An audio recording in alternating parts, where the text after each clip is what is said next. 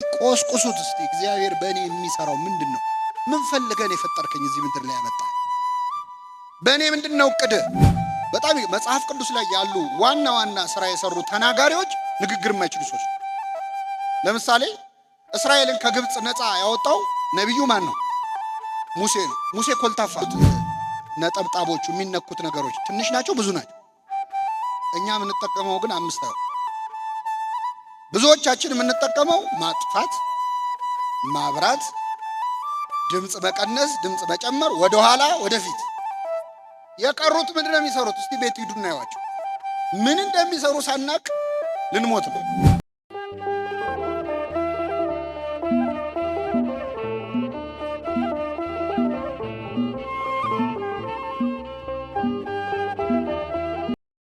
የጌታ መንገድ ጠራጊ የሆነው መጥምቀ መለኮት ቅዱስ ዮሐንስ ነው። ዮሐንስ ተማሪዎች ነበሩት። ደቀ መዛሙርትን አፍርቷል። በጣም የሚገርመው ዮሐንስ ያገለገለው 6 ወር ያህል ነው። ስንት ወር? በ6 ወር አገልግሎቱ ለክርስቶስ መንገድ ጠርጓል።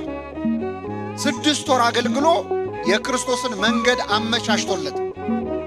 እውነት ለመናገር ዮሐንስ ካገለገለበት ዓመት እኔ ኃጢአተኛው ያገለገልኩበት ዓመት ይበልጣል። እኛ 6 ዓመትም 16 ዓመትም አገልግለን ለክርስቶስ መንገድ መጥረግ አልቻለም።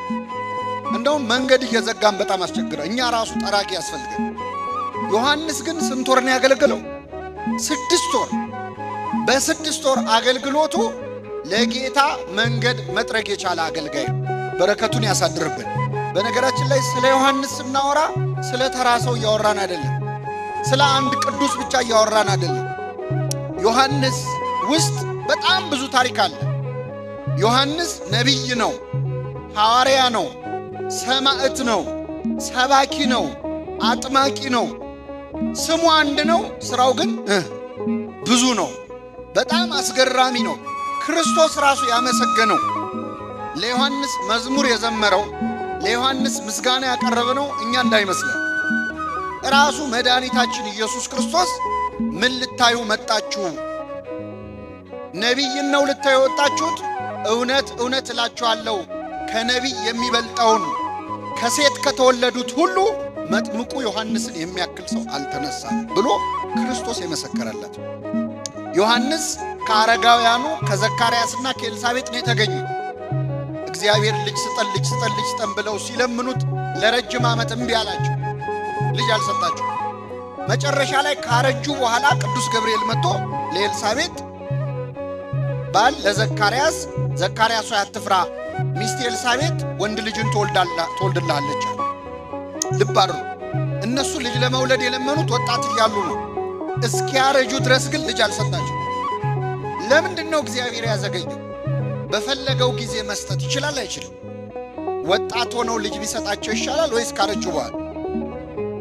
እስቲ ወጣቶች ልጅ መውለድ የምትፈልጉት ወጣት ሆናችሁ ነው ወይስ ካረጃችሁ በኋላ? ወጣት ሆናችሁ አይደል? ለማጫወትም ለማሳደግም ወጣት ሆኖ መውለድ ይሻላል። ዮሐንስ ግን የተሰጣቸው ለዘካርያስና ለኤልሳቤጥ እስኪያረጁ ድረስ ጠብቆ ነው። ለምንድነው እግዚአብሔር ካልቸገረው ለምንድነው ቀደም አድርጎ ያልሰጣቸው ካላችሁ ምክንያት አለው እግዚአብሔር። መጥምቁ ዮሐንስ መወለድ ያለበት ክርስቶስ ሊወለድ 6 ወር እስኪቀረው ጠብቆ። ስለዚህ ዮሐንስን የመሰለ ልጅ ለማግኘት የግድ መጠበቅ አለበት። ዘግይቶ የተገኘ ነው። ዘግይተው ጠብቀው ግን አንድ ልጅ አይደለም የተሰጣቸው። ሐዋርያ ነው። ጌታ መጣ ብሎ ሰብኳል። የዓለምን ኃጢአት የሚያስወግድ የእግዚአብሔር በግ ብሎ ስለ ክርስቶስ መስክሯል። ነቢይ ነው። ከኔ በኋላ ይመጣል በእሳትና በውሃ ያጠምቃቸዋል ብሎ ትንቢት ተናግሯል። ነቢይም ነው፣ ሐዋርያም ነው፣ ካህንም ነው። ምን አይነት ካህን ካላችሁ መለኮትን ያጠመቀ መጥምቀ መለኮት ተብሎ የሚጠራ ለክርስቶስ አጥማቂ መሆን የተመረጠ ነው። ዮሐንስን የሚያህል አልተመሰለም። እና ቅዱስ ዮሐንስ አጭር ነው አገልግሎቱ፣ ግን ውጤቱ በጣም በጣም ሰፊ ነበር። በእውነት የዮሐንስን አገልግሎት አይነት ይስጠን። እንደ ዮሐንስ ማገልገል መቻል ቀላል ነገር አይደለም። ጸያሄ ፍኖት ለክርስቶስ መንገድ ጠራጊ የተባለ ዮሐንስ በ6 ወር አገልግሎ ለክርስቶስ አስረክቧል። እና ይህ ዮሐንስ አሁን በጠቀስኩላችሁ በማቴዎስ ወንጌል ምዕራፍ 10 ላይ ተማሪዎች ነበሩት ይላል። ዮሐንስ ተማሪዎች ደቀ መዛሙርቱ ዮሐንስን በጣም ከመውደዳቸው የተነሳ ክርስቶስን ለመቀበል ተቸግረው ነበር እና ጸባያቸውም ላይ አንዳንድ ችግር አለ። አሁን ወደ ጥቅሱ ልመልሳችሁ። በዚያን ጊዜ የዮሐንስ ደቀ መዛሙርት ወደ ጌታ ቀረቡ ይላል። የማን ተማሪዎች? የዮሐንስ። እኛና ፈሪሳውያን የምንጾመው ያንተ ተማሪዎች የማይጾሙት ለምንድን ነው? እስቲ አንዴ ለመጨረሻ ጊዜ ከኔ ጋር ባሉ እኛና ፈሪሳውያን የምንጾመው። አሁን የዮሐንስ ተማሪዎች ራሳቸውን ከማን ጋር ነው አብረው እየጠሩ ያለ? ከፈሪሳውያን ከጻፎች ጋር። እኛ የምንጾመው ያንተ ተማሪዎች የማይጾሙን ለምንድን ነው? እኛ ብቻ ነን እንደ የምንጾመው ብለው የዮሐንስ ተማሪዎች ራሳቸውን ከፈሪሳውያን። አቤት ዮሐንስ የሚሰማ እንዴት ያዝናል! ዮሐንስ ፈሪሳውያንን በጣም ነበር የሚጠላቸው። እናንተ የፉኝት ልጆች እስከ ማለት ደርሷል። እፉኝት የተባለች እባብ ሰው ትናደፍና ዘላ ውሃ ውስጥ ትገባለች፣ መርዙን ከሰውነቷ ለማውጣት ማለት። እናንተም ክፉ ስራ ሰርታችሁ ሰው ተናድፋችሁ ልትጠመቁ ወደ ዮርዳኖስ ወንዝ መጣችሁ። እናንተ የፉኝት ልጆች ከሚመጣው ቁጣ እንድትሸሹ ማን አስተማራችሁ ብሎ ገስጿቸዋል። እነዚህን የተለሰኑ መቃብሮች የፉኝት ልጆች ፈሪሳውያንን ከራሳቸው ጋር አድርገው እኛና ፈሪሳውያን እንጾማለን፣ ያንተ ተማሪዎች ግን ለምን አይጾሙም? ከፈሪሳውያን ጋር ከመደመር እግዚአብሔር በቸርነቱ ይጠብቀን። አዎ የዮሐንስ ተማሪዎች ሆነው ግን ድክመታቸው እንጾማለን ማለታቸው። እኛ እንጾማለን፣ እኛ እንጸልያለን፣ እኛ እኮ እንዲያርገናል፣ እኛ እኮ እንዲሰርተናል ካልክ የዮሐንስ ተማሪ ብትሆንም ምድብህ ከነማን ጋር ይሆናል? ከፈሪሳውያን ጋር። ፈሪሳውያን የሰሩትን በጎ ስራ ማውራት ይወዳሉ። አሁን በዚህ ማህበር የምታገለግሉ ወንድሞቻችን እህቶቻችን የተሰባሰባችሁት በመጥምቁ ዮሐንስ ስም ነው። 30 ዓመት ብዙ ስራ ሰርታችኋል። እኛ እንዲያርገናል የሚል ስሜት ከተሰማችሁ የዮሐንስ ተማሪዎች አይደላችሁ። ምድባችሁ ከፈሪሳውያን ጋር ሊሆን ነው ማለት። እንዲህ ሰርተናል አይባልም። ፈሪሳውያን የሰሩትን በጎ ስራ ማውራት ይወዳሉ። ሲጸልዩ እንኳን ጌታ ፊት ቀርበው ጌታ ሆይ በሳምንት 2 ጾማለሁ፣ ትእዛዝህን ጠብቃለሁ፣ እንደዚህ ቀራጭ ስላላደረከኝ ምን እልሃለሁ? እንደዚህ ከማለት ይሰውረን። ይሄ የፈሪሳይ ጸባይ ነው ማለት። የሰራው በጎ ስራ ጎልቶ ከታየህ የዮሐንስ ተማሪ ብትሆንም ምድብ ግን ከፈሪሳውያን ጋር። በጣም ይገርማል። የጌታ ተማሪዎች እኮ ደቀ መዛሙርቱ ሉቃስ ወንጌል ምዕራፍ 11 ላይ ሄዳችሁ ስታነቡ ሐዋርያት ራሳቸውን ዝቅ አድርገው የዮሐንስን ተማሪዎች ነው ከፍ አድርገው የተናገሩት። ምን አሉ? ጌታ ሆይ ዮሐንስ ለተማሪዎቹ ጸሎት አስተምሯቸዋል፣ ለእኛም የምንጸልየውን አስተምረን ብለው ጠየቁት ይላል። ይህን ጊዜ ጌታ በሰማያት የምትኖር አባታችን ሆይ ብላችሁ ጸልዩ ብሎ አስተማር። ሐዋርያት ከኛ የዮሐንስ ተማሪዎች ይበልጣሉ ይላሉ። የዮሐንስ ተማሪዎች ግን ያንተ ተማሪዎች ይጾማሉ፣ እኛ እየጾምን እነሱ ለምን አይጾሙም አሉ። የሌላውን ድክመት የሌላውን ውድቀት እያየ የራስን በጎ ስራ የምታወራ ከሆነ ምድብ ከፈሪሳውያን ጋር ነው። የዮሐንስ ተማሪ ሆኖ የፈሪሳውያን ምድብ ከመሆን እግዚአብሔር በቸርነቱ ይጠብቀን። ምንድነው የሚያስመድበን? ግብዝነት ነው ማለት። ይህን ጊዜ ጌታችን መድኃኒታችን ኢየሱስ ክርስቶስ ለምን ተማሪዎች አይጾሙም ለሚለው ጥያቄ ረጅም መልስ ሰጠ። ይህን መልስ አብራርቼ አጠቃልላለሁ። እኛም እና ፈሪሳውያን እንጾማለን፣ ያንተ ተማሪዎች ለምን አይጾሙም ሲሉት ክርስቶስ 3 መልስ ነው የሰጠው ለምን እንደማይጾሙ። አንደኛ ሙሽራ ከነሱ ጋር እያለ ሚዜዎች ሊያዝኑ ይችላሉን አለ። እስኪ በሉ ሙሽራ ከነርሱ ጋር ሳለ ሚዜዎች ሊያዝኑ አይችሉም። ለምን? ከነሱ ጋር ማስላል። እዚህ መሃል ሚዜ ሆናችሁ የምታውቁ ሰዎች ከሙሽራው አጠገብ ቁጭ ብላችሁ የሆነ ቅር የሚያሰኝ ሐዘን ነገር ብትሰሙ፣ ዜና ብትሰሙ ሰርጉ እስኪያልፍ ድረስ ሐዘናችሁ ምን ታረጋላችሁ? ዋጥ ታረጋላችሁ። ለማ ክብር ብላችሁ። አቤት መብላት ባትፈልጉም ግን ለሙሽራው ሲባል ትበላላችሁ። መሳቅ ባትፈልጉም ለሙሽራው ክብር ሲባል ትስቃላችሁ። ሙሽራ ከነርሱ ጋር እያለ ሚዜዎች ሊያዝኑ አይችሉም ማለት ምን ማለቱ ነው? ጌታ እኛን ጾማለን ያንተ ተማሪዎች ለምን አይጾሙም ለሚለው ጥያቄ ነው ይሄንን የመለሰው። ይህንን የመለሰበት ምክንያት የምታገኙት የዮሐንስ ወንጌል ምዕራፍ 1 ላይ ነው። የዮሐንስ ተማሪዎች የመጥምቁ ዮሐንስ ተማሪዎች የክርስቶስ ተማሪ ቁጥሩ ሲበዛ የዮሐንስ ተማሪ ቁጥር ሲያንስ በጣም ከፍቷቸው ነበር። እንግዲህ በዮርዳኖስ ወንዝ ጌታን ያጠመቀው ማን ነው? ዮሐንስ ነው። ስለዚህ ዮሐንስ ደቀ መዛሙርት የኛ መምህር ከክርስቶስ ይበልጣል የሚል አስተሳሰብ ነበራቸው። ክርስቶስን ዝቅ አድርገው ነው የሚያዩት፣ ዮሐንስን ከፍ አድርገው ነው የሚያዩት። ከዛ ዮሐንስ ካጠመቀው በኋላ ጌታ ማስተማር ጀመረ። ማስተማር ሲጀምር ህዝቡ ከዮሐንስ ወደ ክርስቶስ መፍለስ ጀመሩ። የዮሐንስ የቅርብ ደቀ መዛሙርት የነበሩ ሐዋርያው ዮሐንስ፣ እንድርያስ ሳይቀር ወደ ክርስቶስ ሄዱ። በጣም ይገርማል። የዮሐንስ ተማሪዎች ቁጥር አነሱ፣ የክርስቶስ ተማሪዎች ቁጥር በዛ። ይህን ጊዜ የዮሐንስ ተማሪዎች ተቆረቆሩ። እንዴ እሱ አይደል እንዴ ያጠመቀው? ትናንትና እሱ አጥምቆት ለዚህ ደረጃ አድርሶት እንዴት እሱን ሊተካ ይሞክራል የሚል መቆርቆር ተሰማቸው። ስለዚህ ወደ ዮሐንስ መጡና ጠየቁት ይላል። ምን አሉት መሰላችሁ? ያ በዮርዳኖስ ማዶ ያጠመከው አሉ። እስቲ በሉ ያ በሉ እስቲ። በዮርዳኖስ ማዶ ምን ያልከው? ማ ያ ስሙን እንኳን አልጠሩም። ያ ሰውዬ ልክ እንደማለት ነው።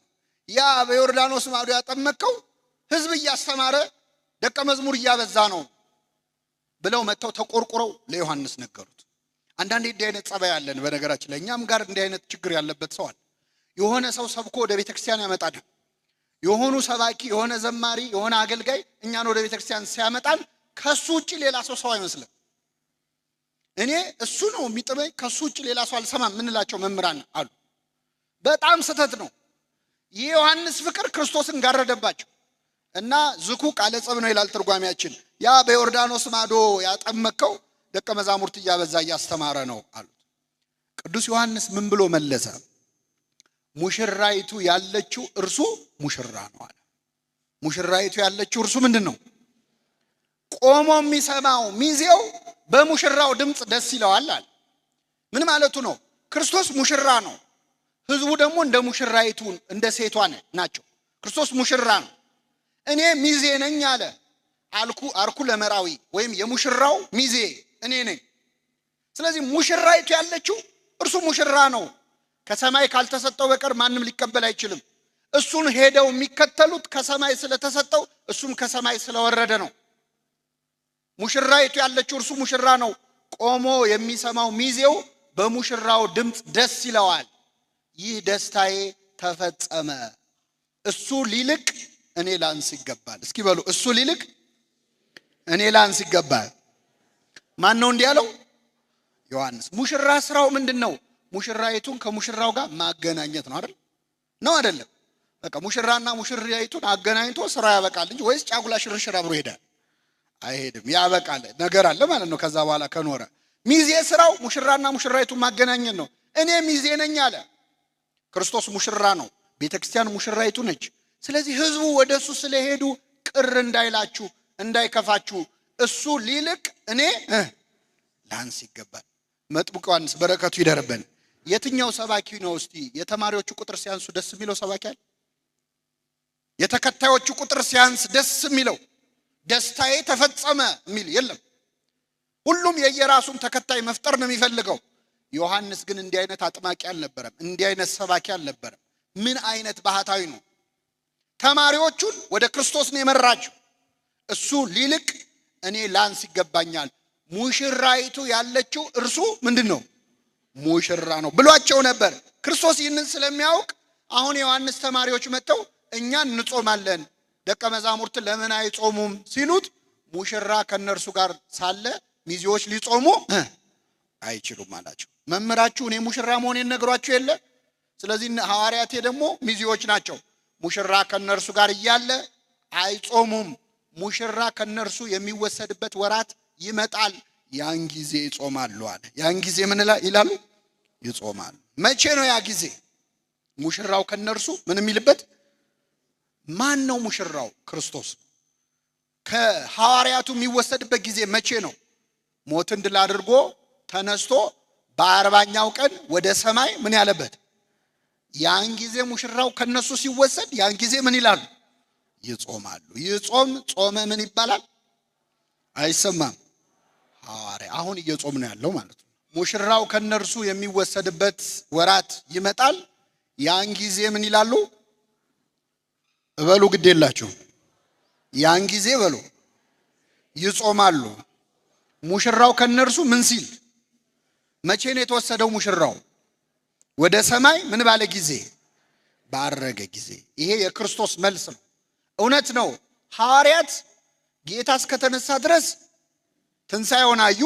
ለ40 ቀን ክርስቶስ በምድር ላይ ቆይቷል። እንደተነሳ ወደ ሰማይ አላረገም። እንደተነሳ ቢያርግ ኖሮ አንደኛ ትንሣኤውን ያልሰሙ ሰዎች ምትሃት ይመስላቸዋል፣ ላያምኑም ይችላሉ። 40 ቀናት ያህል በምድር ላይ ተመላልሶ አስተማረ። ክርስቶስ ከትንሣኤው በፊት ያስተማረው ትምህርት ወንጌል ተብሎ ይጠራል። ከትንሣኤ በኋላ ያስተማረው ትምህርት ደግሞ ኪዳን ተብሎ ይጠራል። ምን ተብሎ ይጠራል? ኪዳን። ለ40 ቀን ያስተማረው ኪዳን አባቶቻችን ሲያደርሱ ጠዋት ወይ ሰርክ ላይ ሰምታችኋል። ኪዳን ዘነገሮሙ እግዚእነ ለሐዋርያቲሁ ንጹሐን። ጌታችን ለንጹሐን ሐዋርያቱ የነገራቸው ኪዳን እምቅድመ ዕርገቱ ውስተ ሰማያት፣ ወደ ሰማይ ከማረጉ በፊት ወምድረ ትንሣኤሁ ሙታን፣ ከሙታን ከተነሳ በኋላ እንላለን። ኪዳን አስተማረ ለ40 ቀን ቤተ ክርስቲያን እንዴት መተዳደር እንዳለባት የእግዚአብሔርን መንግስት ነገር እየነገራቸው 40 ቀን እየታያቸው ይላል ሐዋርያት ሥራ ምዕራፍ 1 ከቁጥር 1 ላይ። ስለዚህ ከ40 ቀን ትምህርት በኋላ መድኃኒታችን ኢየሱስ ክርስቶስ ወደ ቢታንያ ያወጣቸው፣ እያዩት ወደ ሰማይ ከፍ ከፍ አለ። ሙሽራው ከነርሱ ተወሰደ። ሐዋርያት ተጨንቀው ቆመው እያለ 2 መላእክት መጡና እናንተ የገሊላ ሰዎች ሆይ ስለምን አዝናችሁ ቆማችኋል? ሲሄድ ያያችሁት ክርስቶስ ተመልሶ ወደ እናንተ ምን ይላል? ይመጣል። ኃይል እስክታገኙ በኢየሩሳሌም ቆዩ አሏቸው። ለ10 ቀናት ያህል ኢየሩሳሌም ውስጥ ቆዩ። በጽርሐ ጽዮን እየጸለዩ እየተጉ እመቤታችንን ከመካከላቸው አድርገው ሲጸልዩ ከቆዩ በኋላ በ50ኛው ቀን በእሳትና በነፋስ አምሳል መንፈስ ቅዱስ ወረደላቸው። ከዚያ በኋላ ነው የጾሙት። አሁን ጌታ ያንተ ተማሪዎች ለምን አይጾሙም ሲባል መቼ ይጾማሉ ነው ያለው? ሙሽራው ከነርሱ ምን በሚልበት ጊዜ። ግን ወዲያው አልጾሙም። 10 ቀን ቆይተዋል። ለምን ወዲያው እንዳረገ ለምን መጾም አልጀመሩም? ሁለተኛው መልስ ጌታ የሰጠው እዛው ላይ ነው። 3 ነገሮች ነው ነገራችኋለሁ ያለው። ምን አለ ጌታችን? ሙሽራው ከነርሱ የሚወሰድበት ወራት ይመጣል፣ በዚያ ጊዜ ይጾማሉ ካለ በኋላ ባረጀ ልብስ ላይ አዲስ እራፊ የሚያኖር የለም። እስኪ በሉ ባረጀ ልብስ ላይ አዲስ እራፊ። እራፊ ታውቃላችሁ? አታውቁም? ድሮ ሕፃን ሆነን ልብስ ሲያረጅብን ምንድነው የሚደረገው? ይጣላል? አንጥልም። እኛ ሞልወያ እናረጋታለን እንጂ አንጥላትም ልብስ አይደል? ልብስ ሲያረጅ ምንድነው የሚደረገው? ይሰፋል፣ ይጣፋል አይደል? የሚጣፈው በሌላ ጨርቅ ነው። ልብሱ በጣም ካረጀ ያረጀው ልብስ ላይ አዲስ ጨርቅ ከተሰፋበት አዲሱ ጨርቅ አሮጌውን ልብስ ምን ይለዋል? አዎ የበለጠ ይቀደዳል ማለት። ስለዚህ ክርስቶስ እኔ ከነሱ ስለይ ሙሽራው አብሬያቸውኛ አይጾሙም አለ። እኔ ከነሱ ስለይ ሳርግ ይጾማሉ። አንድ ሁለተኛ በአሮጌ ልብስ ላይ አዲስ እራፊ የሚጨምር የለም። ይህች አዲስ እራፊ የተባለች ጾም ነች። ወይም ደግሞ አለ ሶስተኛ በአሮጌ አቁማዳ ላይ አዲስ ወይን ጠጅ የሚጨምርበት የለም። ምክንያቱም ሊፈነዳ ይችላል። ሐዋርያት እኔ ከነሱ ከተለየው በኋላ ራሱ አይጾሙም፣ ወዲያው አይጾሙም። ለምን? አዲስ መሆን አለባቸው። አሁን አሮጌ ናቸው። ማንነታቸው ለጾም አይሆንም፣ መታደስ አለባቸው። የሚታደሱት ደግሞ በምንድን ነው? በመንፈስ ቅዱስ። ጾም ዝም ብሎ ዕውቀት ስላለ ብቻ አይደለም የምትጾመው። የመንፈስ ቅዱስ ኃይል ብርታት ሊኖረን ይገባል። አለዚያ በአሮጌ ማንነታቸው ላይ አዲስ ጾም የሚባል ሕግ ካመጣውባቸው ያን ጊዜ ይቀደዳሉ። መቀደዱም የባሰ ይሆናል። ነገር ግን በአዲስ እራፊ ላይ አዲስ ጨርቅ ቢያረጉለት ይጠባበቃሉ ሁለቱም ማለት። ይህ ማለት ነው በመንፈስ ቅዱስ ሰውነታቸውን ካደስኩት በኋላ የዛን ጊዜ ይጾማሉ። ከኔ ጋር ናቸው? አንድ አባት ይገርማቸዋል። አንድ ብሔረሰብ ሊያስተምሩ ሄዱ።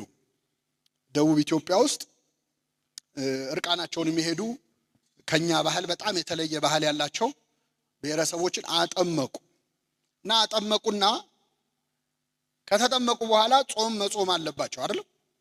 የለባቸው? እኛ ደግሞ ስንት አጽዋማት ነው ያለን?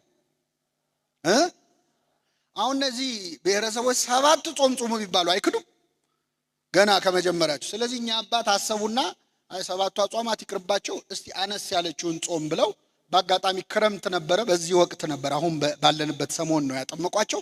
ከፊት ምን ጾም አለ የሚመጣ ፍልሰታ አይደለ? ፍልሰታ ስንት ቀን ነች?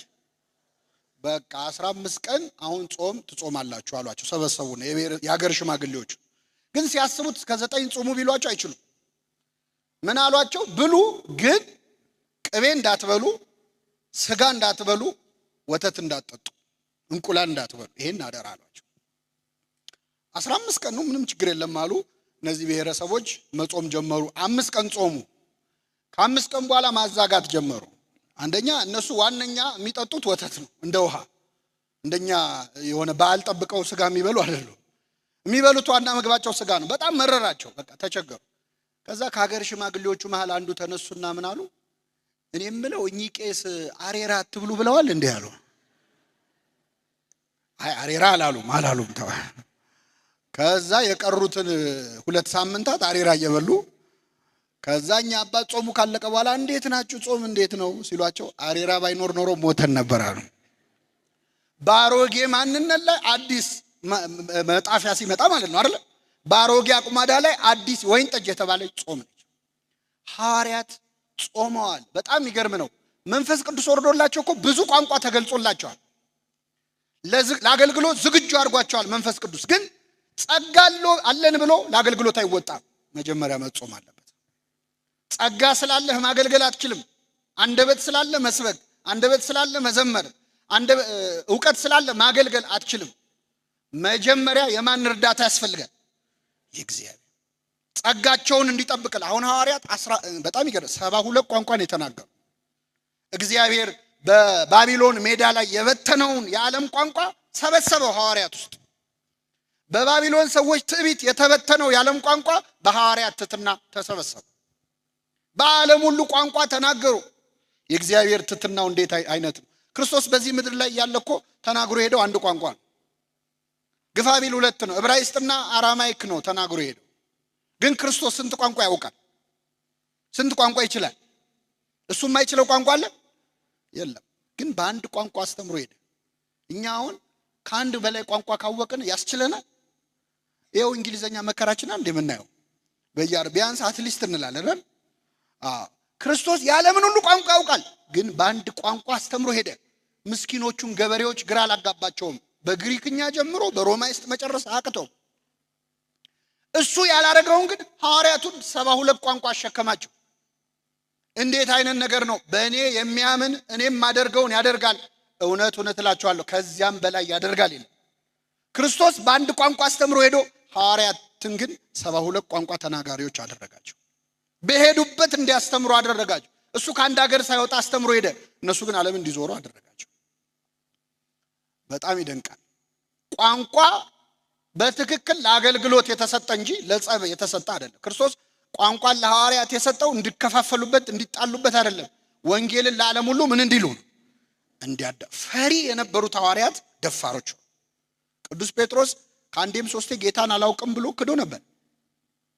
ፈርቶ ክዶ ነበር።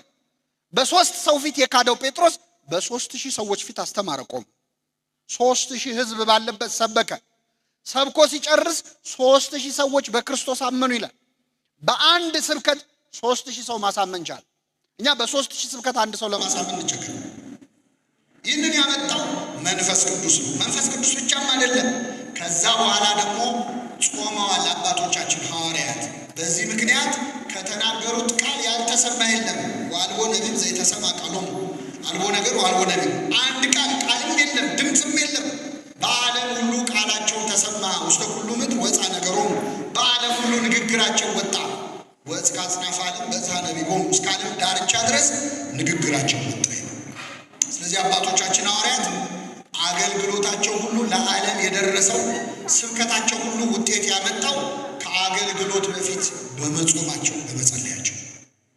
ይህንን ጾም ስለሰጠን እግዚአብሔር ስሙ የተመሰገነ ይሁን። ዝም ብሎ ማገልገል ብቻ አይደለም። እንግዲህ 30 ዓመት ይህ ማህበር አገልግሎት ላይ እንደነበረ እየነገሩ ወንድሞቻችን እህቶቻችን የመጥምቁ ዮሐንስ ተማሪዎች ናቸው። ልክ እኛ እኛ ጾማለን ብለው እንደከሰሱት አይነት አይሆኑ እንጂ ዮሐንስ ተማሪዎች ናቸው። እነዚህ ተማሪዎች ናቸው 30 ዓመት ያገለገሉት። አገልግሎት አንዱ መመዘኛው መጀመሪያ መንፈሳዊ ነገር መቅደም ያለበት። አንዳንዴ ስጋዊ የሆነ ይመጣል አገልግሎት፣ ስራ የሆነ ይመጣል አገልግሎት፣ ሜካኒካል የሆነ ይመጣል። ከጸሎት የተለየ ከጾም የተለየ አገልግሎት፣ ከመንፈሳዊ ቃል እግዚአብሔር የተለየ ወንጌል የሌለበት አገልግሎት በሂደት እየደከመ ይመጣና ስራ ይሆናል። በዚህ ምክንያት እኔ ስንት ዓመት አገልግያለሁ ብለው የካዱ ሰዎች አሉ። እኛንን እኮ ቤተክርስቲያን ያሰራ ነው ብለው ሃይማኖት የቀየሩ ሰዎች አሉ። ለምን? ከስራ በፊት መሰራት ያለበት ሰውየው ነው አይደለም? ነው አይደለም? እና ይህ ጾም አባቶቻችን ሐዋርያት ጾመው ለዓለም ያበሩበት፣ ዓለምን ያዳረሱበት፣ መንፈስ ቅዱስ የሰጣቸውን ጸጋ የተጠቀሙበት ነው። እኔ አንድ ነገር ልናገርና አበቃለሁኝ። ሐዋርያት መንፈስ ቅዱስ ተሰጣቸው። በዚህ በተሰጣቸው ጸጋ በዓለም ሁሉ ዞረው አስተማሩ። እኛ እዚህ አዳራሽ ውስጥ ያለን ሰዎችስ ጸጋችን ምንድን ነው? ለሐዋርያት የተሰጠ መንፈስ ቅዱስ ለኛ ተሰጥቷል? አልተሰጠም? አልተሰጣችሁም? አልተጠመቃችሁም? በአርባና ስንጠመቅ ምን ተሰጥቶናል? ጸጋ መንፈስ ቅዱስ ተሰጥቷል። ለሐዋርያት የተሰጠው ለኛም ተሰጥቷል። ሐዋርያት የሰሩትን እኛ መስራት ያልቻልነው ለምንድን ነው? ቅዱስ ጳውሎስ ለክርስትና ልጁ ለጢሞቴዎስ እንዲህ ሲል ይመክረዋል። በአንተ ያለውን የመንፈስ ቅዱስ ጸጋ እንድታነሳሳው እመክርሃለሁ። በአንተ ያለውን የመንፈስ ቅዱስ ጸጋ ምን እንድትለው? እንድትቆሰቆሰው። እሳት ነው መንፈስ ቅዱስ። እሳት ካልተቆሰቆሰ አይነድም። ተዳፍኖ ከቀረ ምናልባትም ሊጠፋ ይችላል። እያንዳንዳችን ፈጽመን እስካልካድነው ድረስ ከኛ የማይለይ ጸጋ መንፈስ ቅዱስ በ40 እና በ80 ቀናችን ተሰጥቶናል። በተሰጠን ጸጋ እንድናገለግል ግን ምን አለ? ባንተ ያለውን የመንፈስ ቅዱስ ጸጋ እንድታነሳሳው እመክርሃለሁ። ጸጋ ሲባል መዘመር፣ መስበክ፣ መቀደስ ምናምን ይመስላል። ይሄ የቤተክርስቲያን አገልግሎቶች ውስጥ ያሉ ስራዎች እሱ አይደለም። ብዙ ጸጋ አለ። የጸጋ ስጦታ ልዩ ልዩ ነው። መንፈስ ቅዱስ ግን አንድ ነው። ለአንዱ ትዕግስት ይሰጠዋል ጸጋ ሆኖ፣ ለአንዱ ንጽህና ይሰጠዋል፣ ለአንዱ መመጽወት ይሰጠዋል፣ ለአንዱ ማስተዳደር ይሰጠዋል። የግድ በቤተ ክርስቲያን ያለው አገልግሎት ብቻ አይደለም። መንፈስ ቅዱስ በ40 እና በ80 ቀን ሲሰጠን ሁላችንም ላይ ይሰራል። እዚህ መሃል ጸጋ የሌለው ሰው የለም። ያለ ስራ የፈጠረው ሰው የለም። ከዚህ መሃል እግዚአብሔር በእኛ የሆነ ድንቅ ነገር ሊያደርግ ይፈልጋል። በጣም የሚገርመኝ ቤታችን የምንጠቀምበትን ቴሌቪዥን ማብራት ማጥፋት የምንጠቀምበት ሪሞት አለ አይደል? ከኔ ጋር ናችሁ? ምንድነው ሪሞቱ? ምንድነው የሚሰራው? እስቲ ያበራል፣ ያጠፋል፣ ሌላስ? ይቀይራል ቻናል፣ ሌላስ? ድምጽ ይቀንሳል፣ ድምጽ ይጨምራል። ወደ ኋላ ፊልም ወይ ምናምን ከሆነ ወደ ኋላ ማድረግ ይችላል አይደል? ወደፊት ያደርጋል። ሌላ ስራ የለውም። እላዩ ላይ ያሉት ነጠብጣቦቹ የሚነኩት ነገሮች ትንሽ ናቸው ብዙ ናቸው? እኛ የምንጠቀመው ግን 5 ነው። ብዙዎቻችን የምንጠቀመው ማጥፋት፣ ማብራት፣ ድምጽ መቀነስ፣ ድምጽ መጨመር፣ ወደ ኋላ ወደፊት። የቀሩት ምንድነው የሚሰሩት? እስቲ ቤት ሂዱና ያዋቸው። ምን እንደሚሰሩ ሳናቅ ልንሞት ነው። ገዝተነው ገንዘብ አውጥተንበት ያ ሁሉ ጠቅ ሲደረግ የሚሰራ በጣም ብዙ ነገር አለው፣ ግን አልተጠቀምንም። ሪሞት ውስጥ ችግር የለውም። እኛ ራሳችን እኮ እንደዛ ነን። እግዚአብሔር የሰጠን ጸጋ በጣም ብዙ ነው፣ ግን የምንችለው ማብራት፣ ማጥፋት፣ መተኛት፣ መነሳት፣ ድምጽ መጨመር፣ መጮህ ማለት ነው፣ ድምጽ መቀነስ። እንደውም አንዳንዶቻችን ሪዋይንድ ነው፣ ወደ ኋላ እየሄድን ስለ ትናንት ህይወታችን ማውራት፣ የትናንት ቁስላችንን እየጎለጎሉ ማውጣት። ወደፊት መሄድ የለም። ብዙዎቻችን ወደ ኋላ ነው ራሱ ወደ ኋላ የሚሰራ ሪሞት ማለት እኛ። ሌሎቹስ ቢነኩ ብዙ ተአምር የሚሰሩ ነገሮች ተሰጥቶናል እግዚአብሔር። እያንዳንዳችን ውስጥ ያስቀመጠው ጸጋ አለ። እንድታነሳሳው እመክርሃለሁ። አንዱ መጥምቁ ዮሐንስ ነው ለክርስቶስ መንገድ የጠረገው። በእድሜ ትንሽ ነው፣ በአጭር ጊዜ ነው ያገለገለው። ዮሐንስ 6 ወር አገልግሎ የሰራውን ስራ እኛ 6 ዓመት አገልግለን ለምንድን ያቃተ? ባንተ ያለውን የመንፈስ ቅዱስ ጸጋ እንድታነሳሳው እመክርሃለሁ። ጸጋ ሲባል የንግግር ችሎታ ምናምን አይደለም። በጣም መጽሐፍ ቅዱስ ላይ ያሉ ዋና ዋና ስራ የሰሩ ተናጋሪዎች ንግግር የማይችሉ ሰዎች ናቸው። ለምሳሌ እስራኤልን ከግብጽ ነፃ ያወጣው ነብዩ ማን ነው? ሙሴ ነው። ሙሴ ኮልታፋ ነው።